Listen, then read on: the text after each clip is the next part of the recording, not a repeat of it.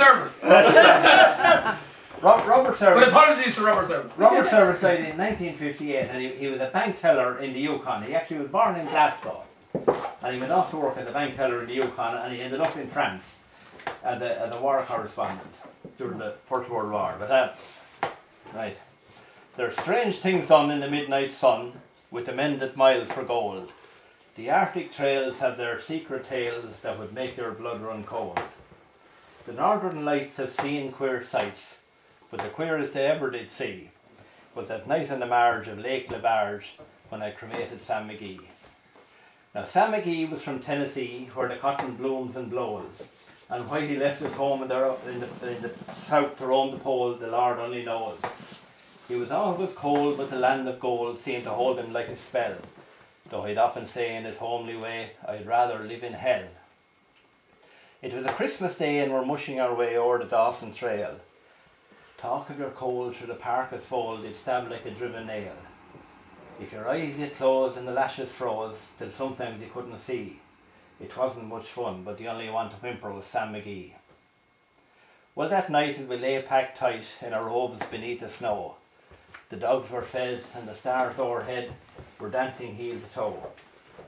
He turned to me and caps as he, I'll cash in this trip I guess, and if I do I'm asking you that you won't refuse my last request.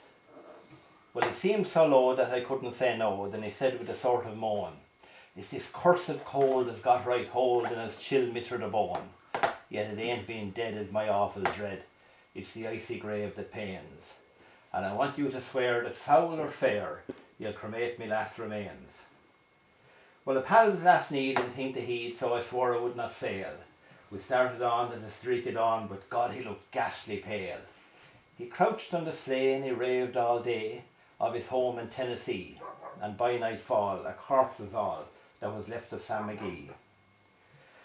Well, on we went and the dogs were spent and the grub was getting low. The trail was bad and I seemed half mad, but I swore I would not give in, and I'd often sing to that hateful thing and I'd hearken with a grin. Till at last I came to the marge of Lake Labarge, and a derelict there lay. It was stuck in the ice, but I saw in a trice it was called the Alice May. Well, I looked at it, and I thought of it, and I looked at me frozen chum, and here says I with a sudden cry, is my crematorium. Some planks I tore from the cabin floor and I lit the boiler fire. Some coal I found that was lying around and I piled the fuel higher. Well, the flames soared and the furnace roared, such a blaze you'd seldom see.